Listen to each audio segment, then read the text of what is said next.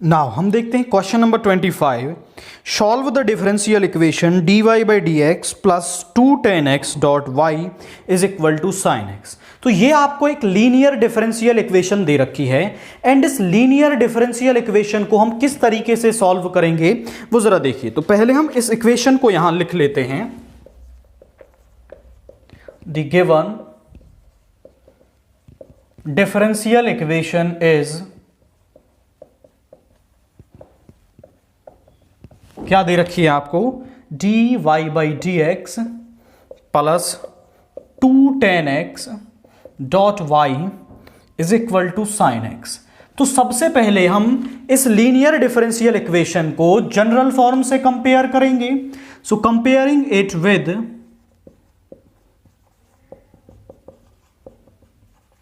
dy by d x plus p y is equal to q. तो इसके साथ हम इसको कंपेयर करेंगे और p और q की वैल्यू निकालेंगे। तो p की वैल्यू वो है जो y के मल्टीप्लाई में है, तो यहां से p की वैल्यू हमें मिल गई 2tan x एंड q की वैल्यू क्या है जो सामने दे रखी है sin x। अब किसी भी लीनियर डिफरेंशियल इक्वेशन को सॉल्व करने के लिए हम इसके बाद निकालते हैं उसका इंटीग्रेटिंग फैक्टर, और इंटीग्रेटिंग फैक्टर होता क्या है आपका, उसकी वैल्यू हमें मिलती है e की पावर p dx। e की पावर में p का इंटीग्रेशन करना है विद रिस्पेक्ट टू x। तो यहां पर 2tan x, अब 2 तो कांस्टेंट है बाहर आ जाएगा, e की पावर 2tan x dx। अब tan x का इंटीग्रेशन होता है log sec x, तो e की पावर 2 log sec x। अब log में जो आगे पावर होती है वो फंक्शन की पावर चली जाती है, e की power log sec square x, क्योंकि log m raise to the power n कहां जाता है, आगे आ जाता है, या फिर आगे पावर दे रखी हो log में तो वो फंक्शन की पावर पहुंच जाती है, 2 फंक्शन की पावर हो गई। e और log एक दूसरे को कैंसिल कर देंगे तो यहां मिलेगा sec square x। Integrating factor क्या हो गया हमारा, sec स्क्वायर x हो गया। अब हम निकालेंगे इसका solution. So solution of equation is given by, वो होगा y into integrating factor is equal to q into integrating factor dx।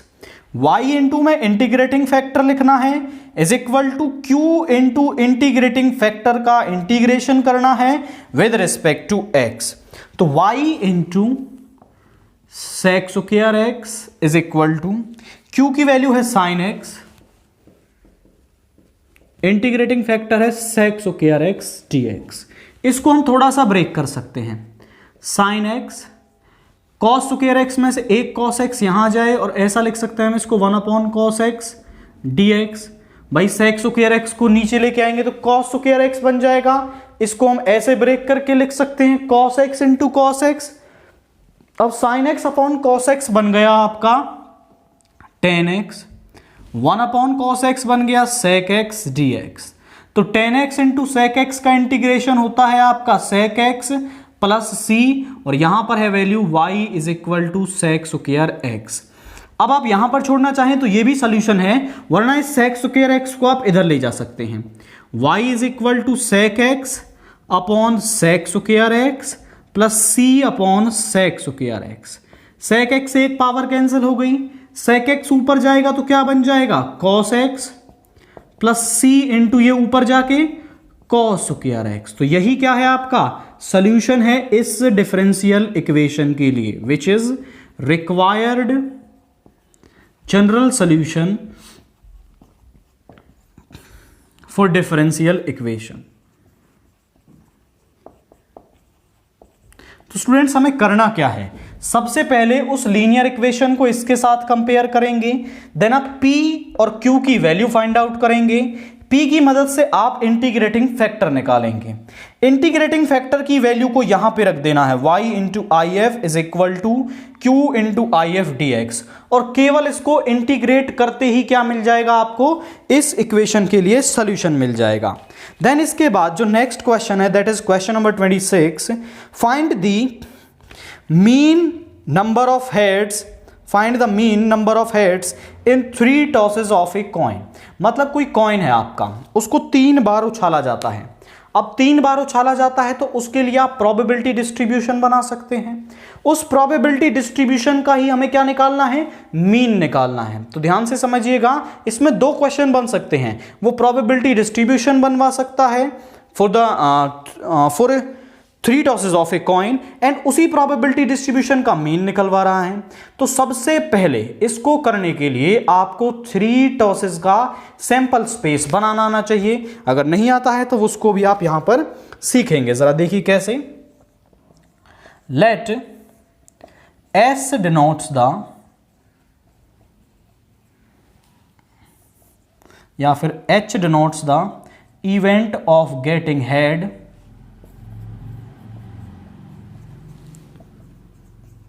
and T denotes the event of getting tail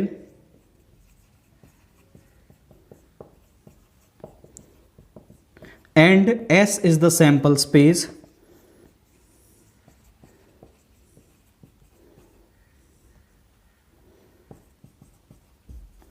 associated। S क्या है, सैंपल स्पेस है। तो जरा ध्यान से देखिए, सैंपल स्पेस बनाते हैं भैया। 2 के लिए इजीली बना सकते हैं। 2 के लिए सैंपल स्पेस क्या होता है, H H, H T, T H, T T. ये क्या होता है, सैंपल स्पेस होता है। ये 2 का हो गया, एक का और लिख लें, H T.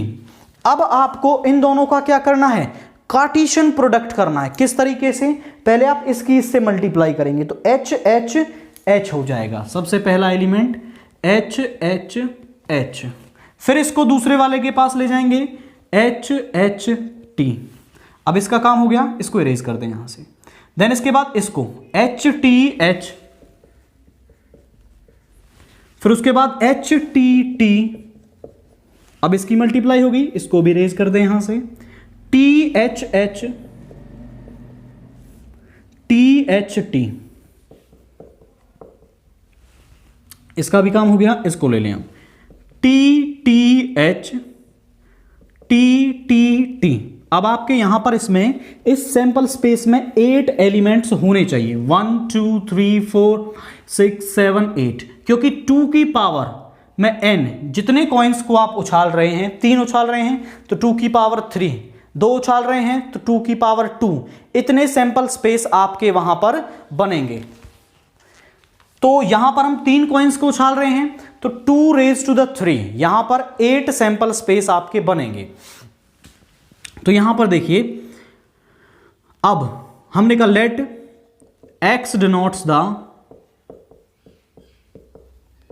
Random variable, let x denotes the random variable of success, random variable of number of heads. Number of heads के लिए हमने रैंडम वेरिएबल मान लिया, तो x की वैल्यू क्या हो सकती है, 0 1 2 और 3। देखिए, हो सकता है आपको एक भी हेड ना मिले, हो सकता है आपको एक हेड मिले, या फिर हो सकता है आपको 2 हेड मिले, या फिर हो सकता है आपको 3 हेड यहां पर मिले। सबसे पहले हम निकाल रहे हैं p x is equal to 0, जहां पर एक भी हेड ना मिले, मतलब पहले में भी टेल, दूसरे पर भी टेल और तीसरे में भी टेल। इसको आप लिख सकते हैं P T into P T into P T, और पी टी देखिए हमने यहां पर लिख देंगे पी एच, हेड आने की जो प्रोबेबिलिटी है वो होती है 1/2, और पी टी टेल आने की भी प्रोबेबिलिटी 1/2। तो यहां पर हम लिख देंगे 1/2 इंटू 1/2 इंटू 1/2, और ये हो गया 1/8। या फिर इसको करने का एक दूसरा तरीका भी है भाई, यहां पर देख लो किस में एक भी हेड नहीं है, केवल ये एलिमेंट है जिसमें एक भी हेड नहीं है आपका। अब यहां पर टोटल कितने हैं भाई, आप प्रोबेबिलिटी इस तरीके से भी निकाल सकते हो, एक आ रहा है, टोटल है 8, प्रोबेबिलिटी कितनी हो गई 1/8, इस तरीके से भी निकाल सकते हो। देन इसके बाद P x is equal to 1 निकालें हम, मतलब एक हेड मिले, या तो देखिए पहला हेड मिल गया दोनों टेल, या फिर एच टी एच और यहां पर टी एच टी, या फिर टी टी एच। पहली पोजीशन पर हेड, दूसरी पोजीशन पर हेड या फिर तीसरी पोजीशन पर हेड मिल जाए। आप यहां देख लें इसकी जो प्रोबेबिलिटी है वो कितनी होगी आपकी, ये 3 ही एलिमेंट होंगे आपके। आप इसको ऐसे भी लिख सकते हैं PH into PT into PT plus PT into PH into PT plus PT into PT into PH, सबकी वैल्यू रख दें। या फिर कितने दे रखे हैं आपको यहाँ पर, ये 3 आ रहे हैं, टोटल है 8। प्रोबेबिलिटी कितनी हो गई 3/8। कैसे भी सॉल्व कर लो वैल्यू सेम ही मिलेगी। देन इसके बाद Px is equal to 2, 2 head मिले हमें। तो यहां पर 2 हेड किस तरीके से मिल सकते हैं, हो सकता है पहले दोनों हेड हो, लास्ट वाला टेल हो, या फिर HTH और THH। तो इसकी भी प्रोबेबिलिटी कितनी आ जाएगी 3/8 आ जाएगी। 3 एलिमेंट्स हैं, टोटल हैं 8। उसके बाद Px इज इक्वल टू 3, यहां पर तीनों हेड हों तो केवल एक ही एलिमेंट ऐसा है जिसमें आपको तीनों हेड मिलेंगे आपके। तो यहां तीनों हेड कहां पर हैं, यहां पर, तो एक के अंदर हैं, टोटल हैं आपके 8। तो इसकी प्रोबेबिलिटी मिल गई। तो अब हम बना लेते हैं इसके लिए प्रोबेबिलिटी डिस्ट्रीब्यूशन। आप इसका एक स्क्रीनशॉट लें, हम इसको यहां से इरेज करने वाले हैं।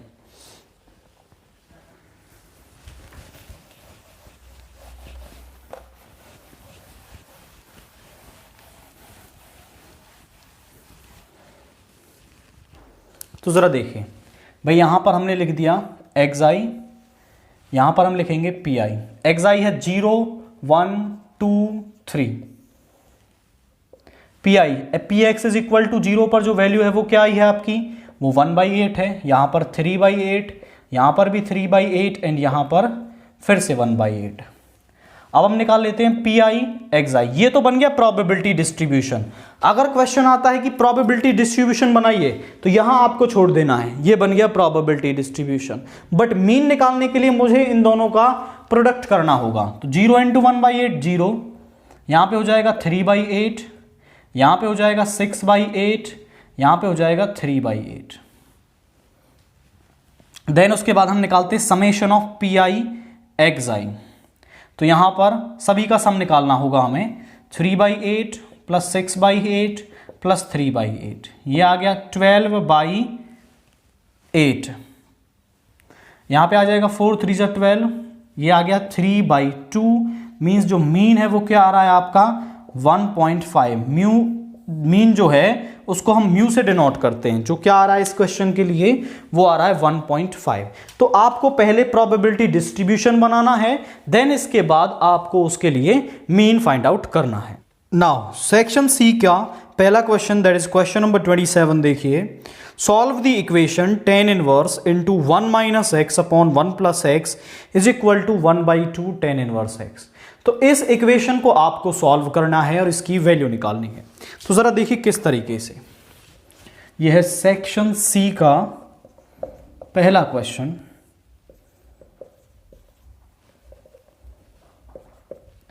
क्या दे रखा है, tan inverse 1 minus x upon 1 plus x is equal to 1/2 of tan inverse x.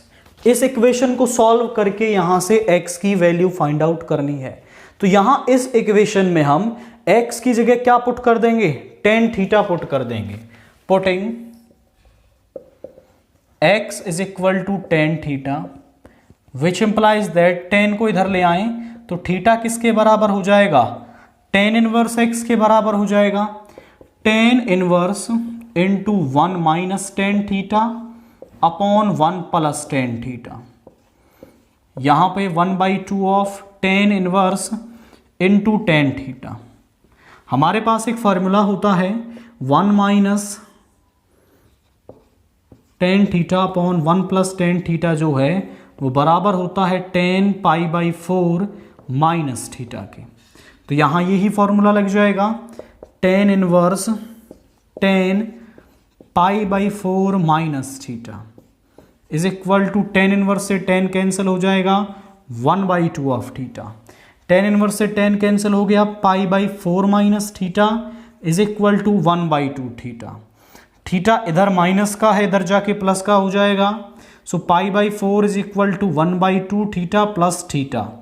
दोनों को ऐड करेंगे तो ये बन जाएगा 3/2 ऑफ थीटा।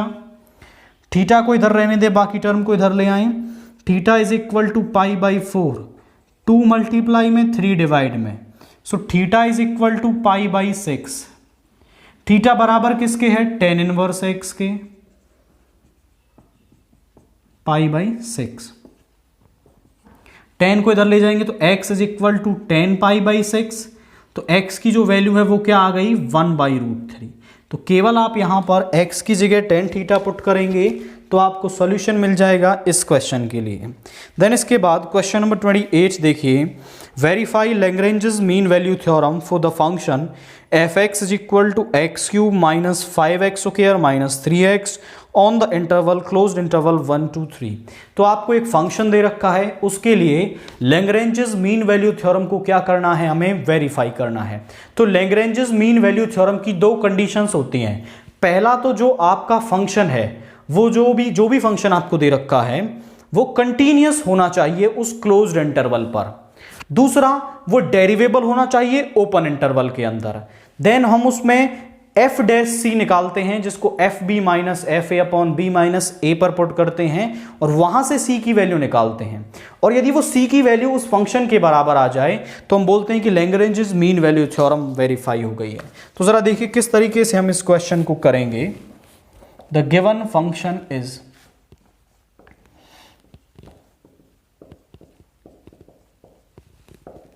गिवन फंक्शन आपको क्या दे रखा है? f(x) is equal to x cube minus 5x square minus 3x। अब सबसे पहले इंटरवल क्या दे रखा है? 1 to 3। यहां पर पहली condition f(x) being a polynomial, क्योंकि आपको पता है कि सारे जो पॉलिनोमियल्स होते हैं वो x की हर वैल्यू के लिए क्या होते हैं? कंटिन्यूअस होते हैं। f(x) being a polynomial is continuous, इस क्लोज्ड इंटरवल पर भी क्या होगा? ये कंटिन्यूअस होगा, continuous on 1 to 3। Second, F dash x निकाल लेते हैं। एफ डैश एक्स वैल्यू मिल रही है 3x square minus 10x minus 3। तो एफ डैश एक्स की वैल्यू ये आ गई। अब आप इसमें इसके अंदर की कोई भी वैल्यू डालें, आपको एक यूनिक वैल्यू ही मिलेगी, मतलब जो एफ एक्स है वो डेरिवेबल हो गया है। सो f(x) is डेरिवेबल,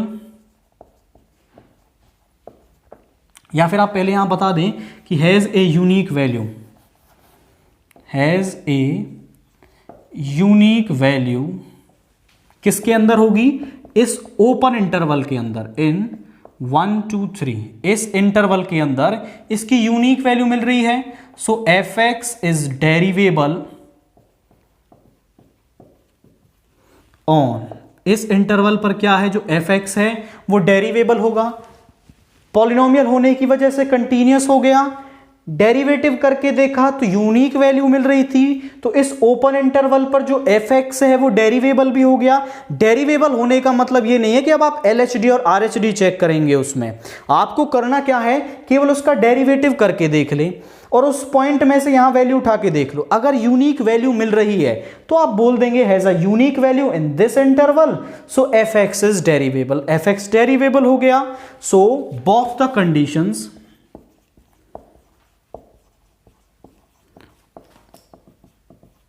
of mean value theorem is satisfied,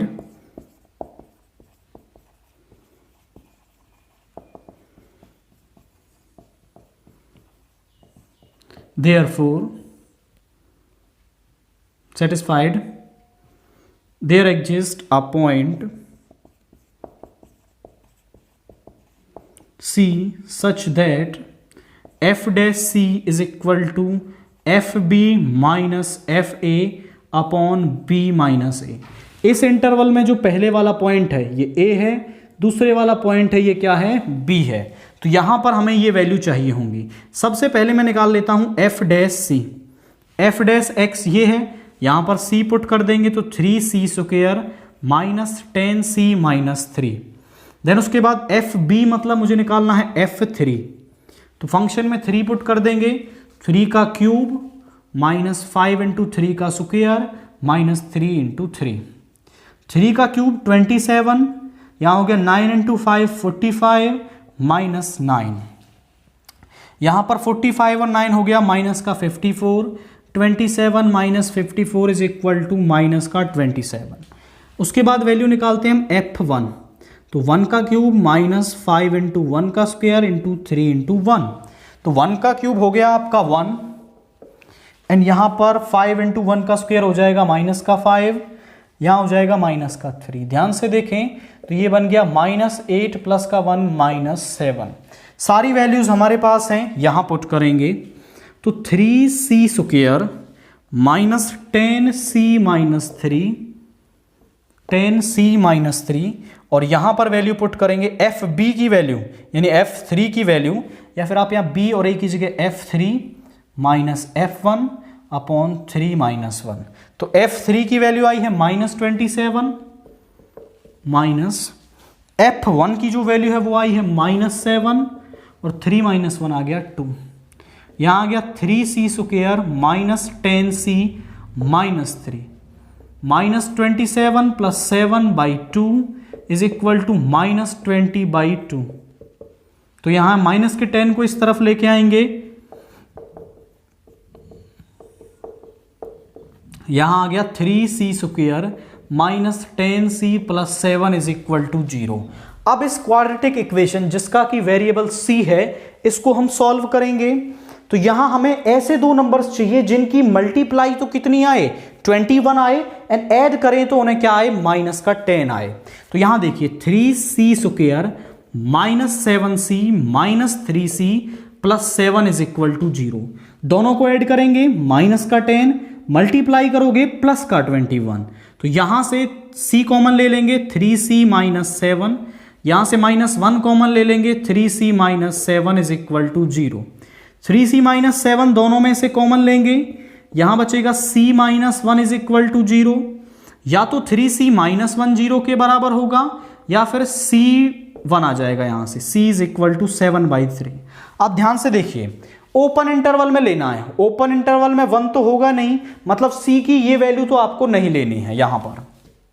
so c is equal to 7/3।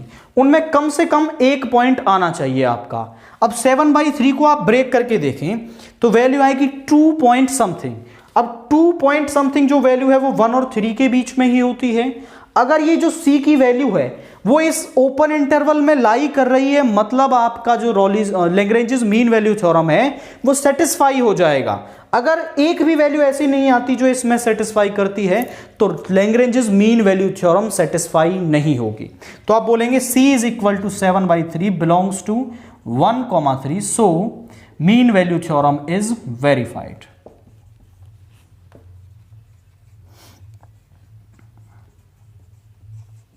I repeat the question. सबसे पहले आपको फंक्शन लिखना है, उसको कंटिन्यूअस प्रूव करना है आपके क्लोज्ड इंटरवल पर, उसके बाद उसका डेरिवेटिव करना है और चेक करना है कि क्या उसकी यूनिक वैल्यू है।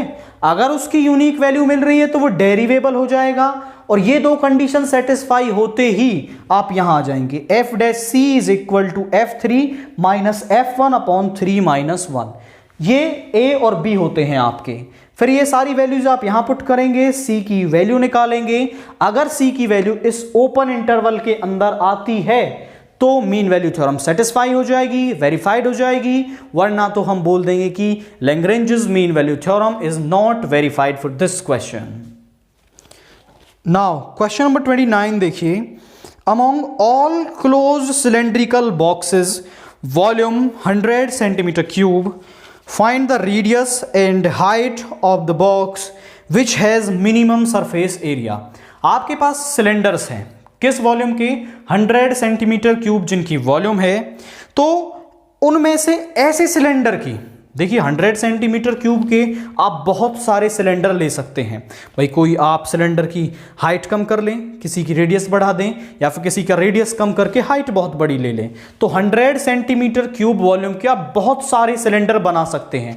उनमें से वो उस सिलेंडर की हाइट और रेडियस बताइए जिसका जो सरफेस एरिया है वो मिनिमम हो। तो सरफेस एरिया को मिनिमम करना है एंड वॉल्यूम भी 100 सेंटीमीटर क्यूब होनी चाहिए, और यहां पर उसकी रेडियस और हाइट आपको बतानी है। तो जरा देखिए कैसे करेंगे हम इस क्वेश्चन को।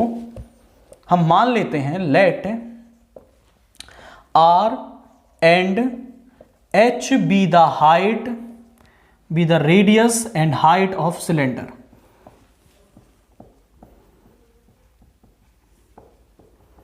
क्या है वो, उसकी हाइट और रेडियस है रेस्पेक्टिवली.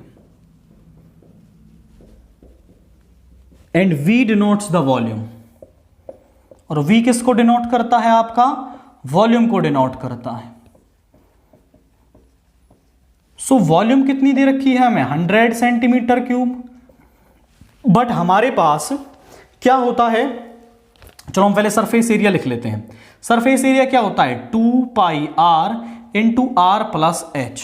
अब जब मुझे इस सरफेस एरिया को मिनिमम प्रूव करना है, अब भाई मिनिमम प्रूव करना है तो मतलब मुझे इसका डेरिवेटिव करना पड़ेगा क्रिटिकल वैल्यूज निकालने के लिए. बट यहां पर हमारे पास दो वेरिएबल हैं, एक r और एक h. तो r और h में से केवल एक वेरिएबल आपको यहां पर लिखना है. तो उसके लिए उसने कंडीशन दे रखी है कि v is equal to 100 centimetre cube. v का फॉर्मूला क्या होता है, pi r square h is equal to 100. h की वैल्यू निकालेंगे तो h is equal to 100 by pi r square. इसको अंदर मल्टीप्लाई कर लें, s is equal to 2 pi r square plus 2 pi r, और यहां आएगा h की जगह वैल्यू रख देंगे 100 by pi r square. Pi से पाई, r से एक वैल्यू कैंसिल हो गई. So s is equal to 2 pi r square plus 200 over r. अब आपको समझ में आया उसने वॉल्यूम क्यों दी, ताकि जब आप सरफेस एरिया का फंक्शन बनाएं तो वहां पर आप h को r की फॉर्म में कन्वर्ट कर सकें, क्योंकि वेरिएबल एक होना चाहिए तभी हम डिफरेंशिएट कर पाएंगे, वरना वहां प्रोडक्ट रूल लग जाएगा और कभी भी क्रिटिकल वैल्यूज निकल ही नहीं पाएंगे. तो हमने यहां इसको r में कन्वर्ट कर दिया. अब इसको डिफरेंशिएट कर देंगे, differentiating on both side with respect to r. यहां आ गया ds over dr is equal to, यहां 2 आगे आएगा 4 pi r minus 200 over r square, क्योंकि यहां r ऊपर जाएगा, r की पावर -1 पावर आगे आएगी, यहां बनेगी r की पावर -2, उसको नीचे ले आएंगे तो ये पॉजिटिव हो जाएगा. या फिर आप सीधा भी बोल सकते हैं 1/x का जो डिफरेंशिएशन है वो होता है -1/x स्क्वायर. एलसीएम ले लें, r स्क्वायर इससे मल्टीप्लाई होगा 4 पाई r क्यूब माइनस 200. ये आ गई ds ओवर dr की. 4 क्रिटिकल वैल्यूज ऑफ r की क्रिटिकल वैल्यूज निकालेंगे हम. ds ओवर dr को 0 के बराबर रखेंगे, तो यहां से 4 pi r cube minus 200 by r square को 0 के बराबर रखेंगे. r स्क्वायर डिवाइड में है, इधर मल्टीप्लाई में जाएगा और 0 बन जाएगा. यहां से आएगा 4 pi r cube is equal to 200. 4 से ये 50 टाइम्स कैंसिल हो गया, पाई नीचे आ जाएगा. r cube is equal to 50 by pi, और ये क्यूब इधर जाके क्या पावर 1/3 बन जाएगी, which implies that r is equal to 50 by pi की पावर 1/3. ये r की क्रिटिकल वैल्यू आई है. अब इस r की वैल्यू पर मुझे इस s को, जो सरफेस एरिया है, उसको मिनिमम प्रूव करना है, तो मैं कर लेता हूं इसका डबल डेरिवेटिव यहां पर. तो d2s ओवर dr स्क्वायर क्या बन जाएगा भाई, 4 पाई हो जाएगा यहां पर तो, और 1 बाई आर स्क्वायर. ध्यान से देखिए 1 बाई आर स्क्वायर, इसको ऊपर ले जाएंगे r की पावर -2, माइनस में पावर आगे आएगी और यहां हो जाएगी पावर 1 कम, तो -2r माइनस क्यूब, इसको नीचे ले आएंगे तो -2 ओवर r क्यूब. ये आएगा इसका डिफरेंशिएशन. तो यहां पर है माइनस का 200 इंटू -2 ओवर r क्यूब. ध्यान से देखिए 4 pi plus 400 by r cube. r की जो वैल्यू है उसको ध्यान से देखें, वो एक पॉजिटिव वैल्यू है. अब पॉजिटिव वैल्यू का आप क्यूब करोगे तो भी पॉजिटिव मिलेगा, ये भी पॉजिटिव, ये भी पॉजिटिव, दोनों टर्म्स को आप ऐड करोगे at r is equal to 50 over pi की power 1/3 d2s over dr square. यहां पर वैल्यू पुट कर देंगे 4 पाई प्लस 400 बाई 50 बाई पाई का क्यूब. आप इसको सॉल्व करेंगे, सॉल्व नहीं करना है हमें, केवल पॉजिटिव और नेगेटिव देखना है। तो यहां से हमें इतना तो पता चल ही रहा है कि ये वैल्यू पॉजिटिव आने वाली है, which means this is greater than 0। अब डबल डेरिवेटिव क्या आ रहा है, ग्रेटर देन 0 आ रहा है, मतलब the function is minimum, so S is minimum. तो सरफेस एरिया तो क्या हो गया है, मिनिमम, मतलब इस आर की वैल्यू के लिए सरफेस एरिया मिनिमम हो गया। आर तो हमने निकाल लिया, अब हम निकालेंगे एच की वैल्यू।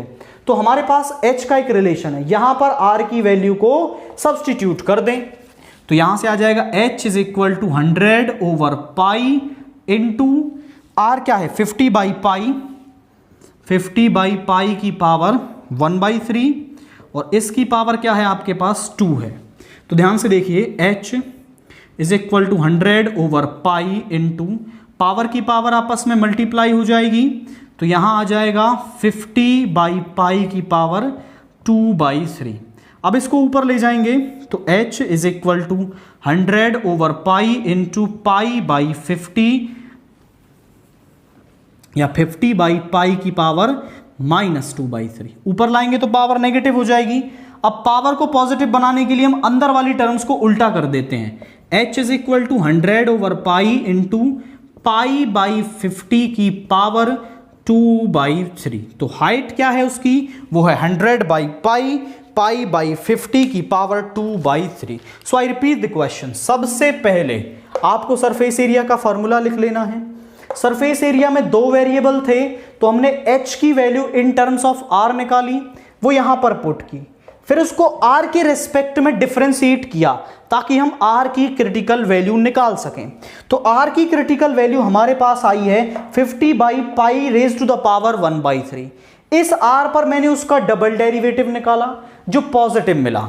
अगर डबल डेरिवेटिव किसी भी गिवन पॉइंट पर लेस देन 0 आता है तो फंक्शन होता है मैक्सिमम। अगर डबल डेरिवेटिव किसी भी पॉइंट पर ग्रेटर देन 0 आ रहा है तो वो फंक्शन होगा मिनिमम उस पॉइंट पर। तो हमारा डबल डेरिवेटिव जो है इस r की वैल्यू पर ग्रेटर देन 0 आ रहा है, मतलब s क्या हो गया, मिनिमम हो गया। अब मिनिमम s हो गया, r मिल गया हमें, r की वैल्यू हमने यहां डाली और h निकाल दिया है, और यही 2 वैल्यूज आपसे इस क्वेश्चन में पूछ रखी हैं। नाउ क्वेश्चन नंबर 30 देखिए। In answering a question on multiple choice test, a student either knows the answer or guesses. कोई मल्टीपल चॉइस टेस्ट पेपर हो रहा है आपका, उसमें स्टूडेंट के पास केवल 2 ही ऑप्शंस है, या तो उसको आंसर आता है या फिर वो तुक्का लगाएगा उसमें। तो यही ऑप्शन होता है कि कोई भी जो बच्चा है वो या तो उसको आंसर आएगा या फिर भाई वो उसमें तुक्का लगाएगा। बाकी तीसरा मेथड बच्चे निकाल लेते कि एक दूसरे से पूछ लें, वो इसमें नहीं है आपका। Let 3/4 be the probability that he knows the answer. अब उसको आंसर पता है, इस बात की जो probability है वो 3/4 है, and 1/4 is the probability that he guesses, और 1/4 probability है किसकी, कि वो आंसर को गैस करेगा। Assuming that a student who guesses the answer will correctly with probabilities 1/4, मतलब किस बात की प्रोबेबिलिटी दे रखी है कि कोई स्टूडेंट गैस कर रहा है और उसने सही आंसर दिया है, इस बात की जो प्रोबेबिलिटी है वो 1/4 है। Find the probability that student knows the answer that he answered it correctly, मतलब क्या है, इस बात की प्रोबेबिलिटी बताइए कि स्टूडेंट ने जो आंसर है वो सही दिया है और जब उसको आंसर पता था। तो जरा देखिए इसको, हम उसमें मान लेंगे let E1 denotes the event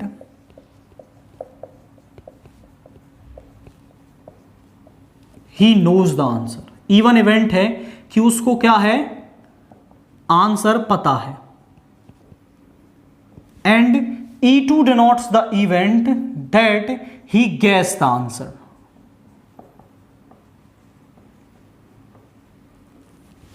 अब E1 इवेंट है कि उसको आंसर पता है, E2 इवेंट है कि वो आंसर को गैस करता है, और हम मान लेंगे late A denotes the event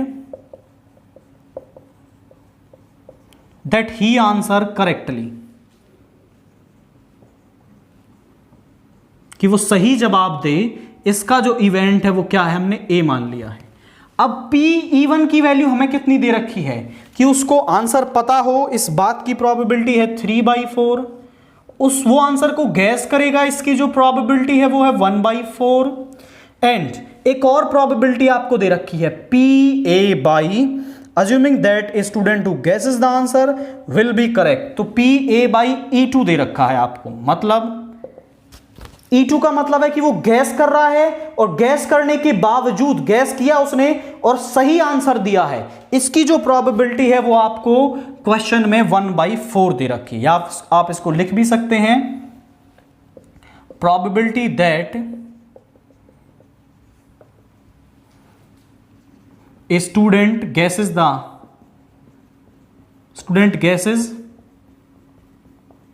and answer the question correctly।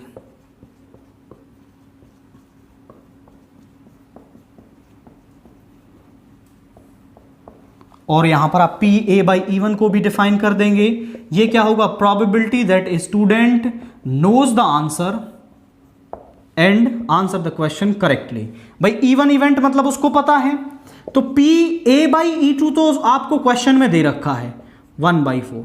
आप बोले सर PA/E1 हमें कहां से मिलेगा, तो भाई ध्यान से देखो, PA/E1 का मतलब है E1 इवेंट पहले हो चुका है, मतलब उसको आंसर पता है, और आपको किसी क्वेश्चन का आंसर पता है, तो आपके उस क्वेश्चन को सही करने की प्रोबेबिलिटी कितनी हो जाएगी। आप बोलेंगे सर हम 100% श्योर हैं, मतलब ये एक श्योर इवेंट है, तो इसकी प्रोबेबिलिटी क्या हो जाएगी, 1 हो जाएगी आपकी। अब आपको निकालना क्या है, आपको यहां पर निकालना है P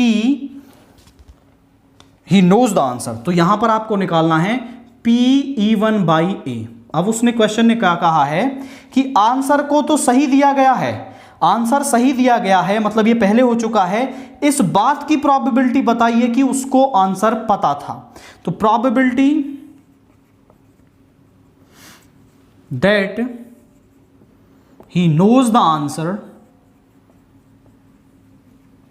and answer it correctly and have answered it correctly।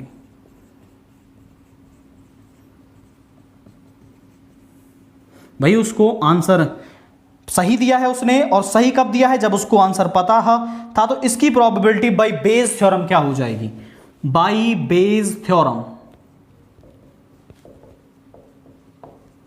By Bayes theorem PE1/A किसके बराबर होगा आपका, तो बाय बेस थ्योरम इसका फॉर्मूला होता है, E1 यहां आ रहा है तो PE1 इंटू PA/E1 अपॉन में यही सेम टर्म आएगी PE1 PA/E1 plus PE2 into PA/E2। अब जरा यहां वैल्यूज रखें, सबकी वैल्यूज हमने पहले ही निकाल ली हैं।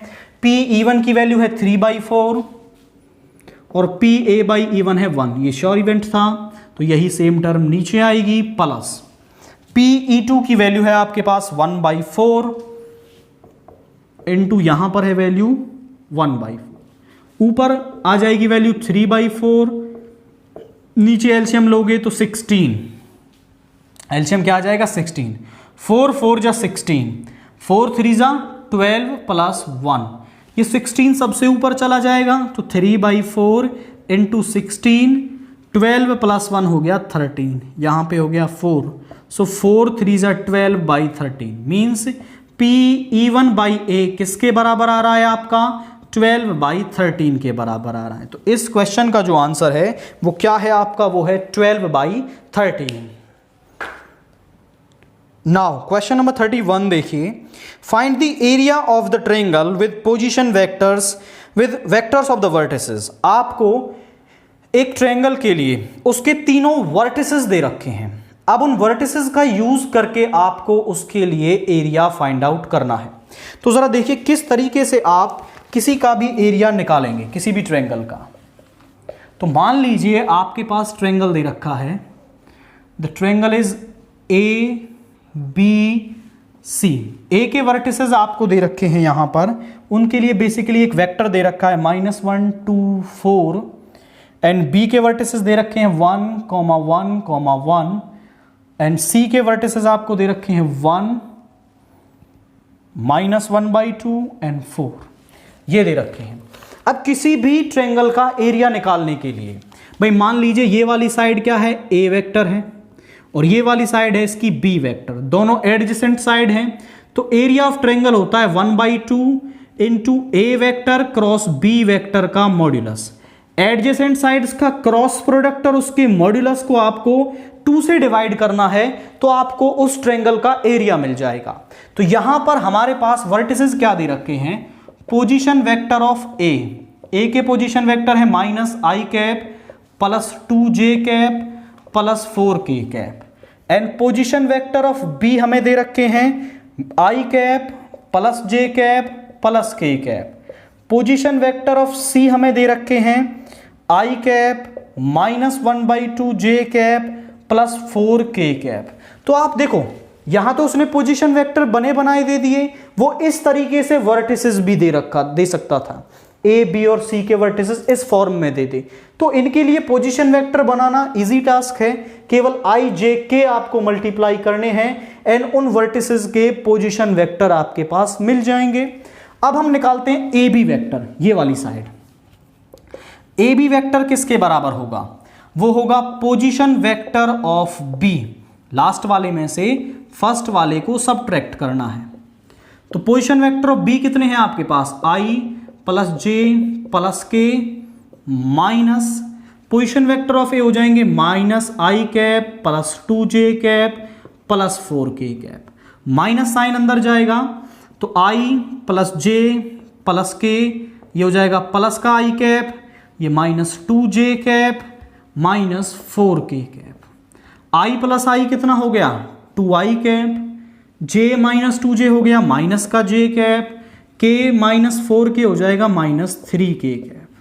अब हम निकालते हैं ए बी हो गया AC वेक्टर, तो AC वेक्टर बराबर होगा position vector of C minus position vector of A।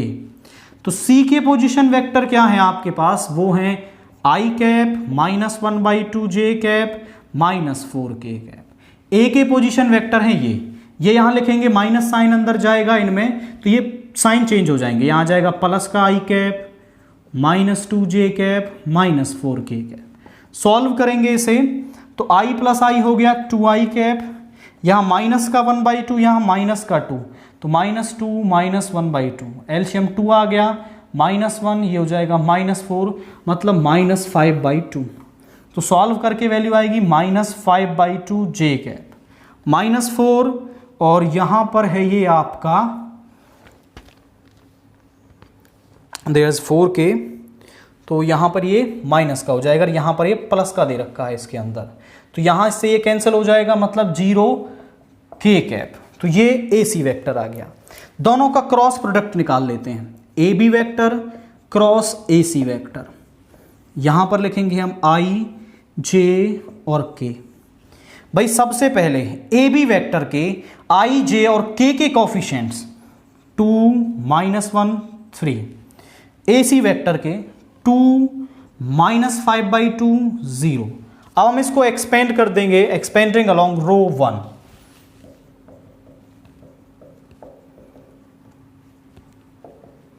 रो 1 के अलोंग हम इसको एक्सपेंड करेंगे तो यहां सबसे पहले आएगा i कैप, इस रो इस कॉलम को छोड़ेंगे तो 0 इंटू -1 इज 0, इसकी इससे मल्टीप्लाई करेंगे तो ये हो जाएगा माइनस का 15/2, और एक फॉर्मूले में माइनस होगा तो ये प्लस का 15/2 बन जाएगा, माइनस j। इस रो इस कॉलम को छोड़ेंगे तो 0 इंटू 2 इज 0, और यहां पे हो जाएगा 6, और फॉर्मूले से ये -6 हो गया, प्लस k कैप। इस रो इस कॉलम को छोड़ेंगे तो यहां हो जाएगा आपका -5/2 इंटू 2 से 2 कैंसिल हो गया, यहां आ गया माइनस का 5, यहां ये हो गया माइनस का 2, और फॉर्मूले वाले से ये प्लस का 2 बन जाएगा। तो यहां आ गया 15/2 i cap plus 6j cap -3k cap, ये वैल्यूज आ रही हैं। अब हम इसका निकाल लेते हैं modulus, AB vector cross AC vector का मॉड्यूलस। तो जरा देखिए 15/2 का स्क्वायर, 15 का स्क्वायर होता है 225, और 2 का स्क्वायर होता है 4, 6 का स्क्वायर 36, और 3 का स्क्वायर 9। एलसीएम लेंगे तो एलसीएम आ जाएगा 4, यहां पर है 225 प्लस 36 इंटू 4 हो जाएगा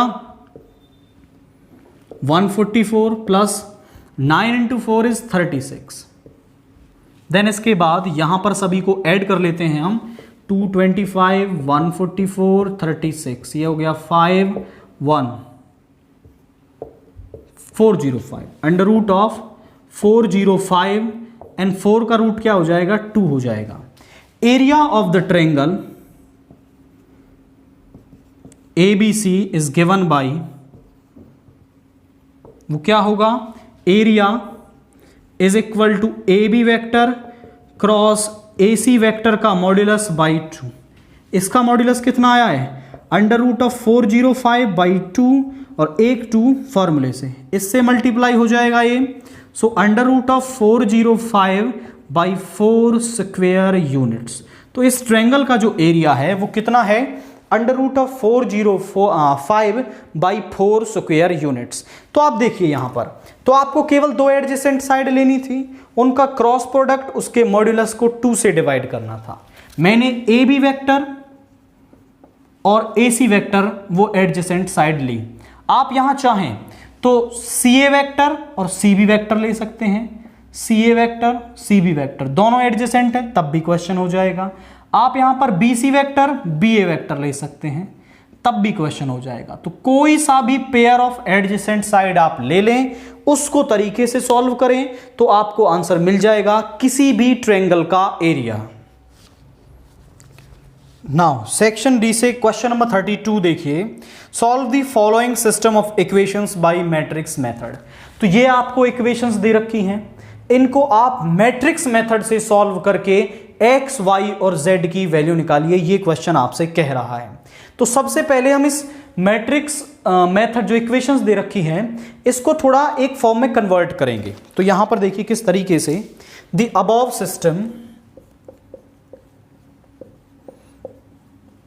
कैन बी रिटन एज, इसको हम किस तरीके से लिख सकते हैं, इसको हम लिख सकते हैं ax is equal to b की फॉर्म में, जहां पर a, x, y और z के कॉफिशिएंट से बनने वाली एक 3 क्रॉस 3 की मैट्रिक्स है। तो यहां 3, 2, -4, 2, -3, 5 एंड 1, 1, -2। x वो वेरिएबल्स हैं जिनकी हमें वैल्यू फाइंड आउट करनी है, उनसे बनने वाली एक कॉलम मैट्रिक्स। सामने जो नंबर्स दे रखे हैं -5, 11 और -3, ये b है आपका। अब सबसे पहले हम इसमें क्या करेंगे, हम सबसे पहले डिटर्मिनेंट ऑफ a की वैल्यू निकालेंगे। तो डिटर्मिनेंट ऑफ a जरा देखिए, इज इक्वल टू 3 बाहर आएगा, इस रो इस कॉलम को छोड़ेंगे 6 -5 -2 इंटू इस रो इस कॉलम को छोड़ेंगे तो यहां जाएगा -4 -5, यहां जाएगा -4 इंटू 2 और ये आएगा माइनस का फॉर्मूले वाले माइनस से प्लस हो जाएगा। यहां आ गया 6 - 5 इज 1 इंटू 3 इज 3, यहां -9 और -9 इंटू -2 हो जाएगा प्लस का 18, यहां हो गया 5 इंटू -4 इज 20, माइनस का 20, यहां हो गया 21 - 20 which is equal to 1 and which is not equal to 0। तो जो 1 है वो 0 के बराबर नहीं है। अगर determinant of a not equal to 0 आता है, मतलब जो सिस्टम ऑफ इक्वेशंस है उनका जो सॉल्यूशन है वो यूनिक है। और वो क्या होता है, आप यहां पर लिखेंगे solution of equations is unique and given by, वो किससे मिलेगा, वो मिलेगा x is equal to a inverse b। आप a इनवर्स निकाल के b से मल्टीप्लाई कर देंगे तो आपको x मैट्रिक्स की वैल्यू मिल जाएगी पूरे की। तो यहां इसमें पुट करने के लिए हमें क्या चाहिए होगा, a इनवर्स चाहिए होगा।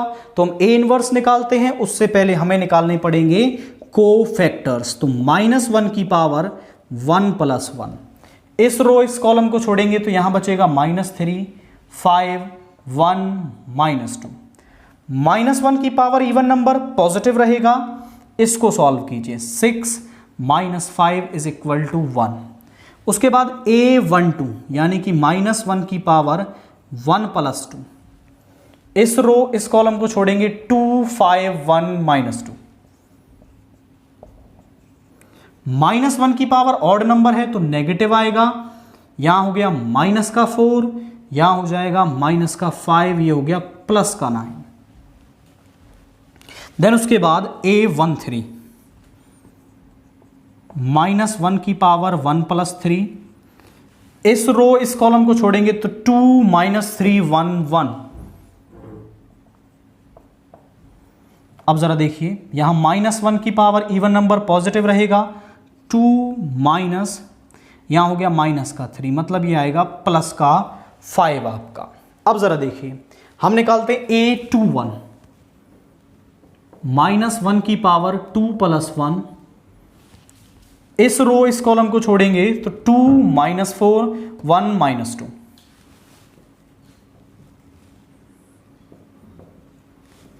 -1 की पावर ऑड नंबर नेगेटिव रहेगा, इसको ओपन करेंगे तो -4 माइनस ऑफ -4, तो यहां ये हो जाएगा प्लस का 4, यहां मिला -4 + 4, दिस इज 0, बाहर माइनस है। देन उसके बाद A22 -1 की पावर 2 + 2। इस रो इस कॉलम को छोड़ेंगे तो 3 - 4, यहां पे आ जाएगा 1 - 2। -1 की पावर इवन नंबर पॉजिटिव रहेगा आपका, और यहां पे आ गया आपका -6 -4, यह आ जाएगा -6 + 4 विच इज इक्वल टू -2।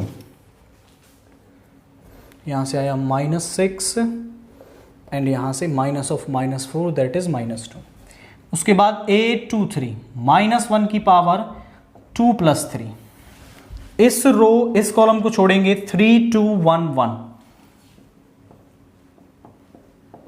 -1 की पावर ऑड नंबर नेगेटिव रहेगा, यहां आ गया 3 - 2, यह आ गया -1। उसके बाद A31 निकालते हैं, -1 की पावर 3 + 1। इस रो इस कॉलम को छोड़ेंगे तो 2 - 4 - 3 5।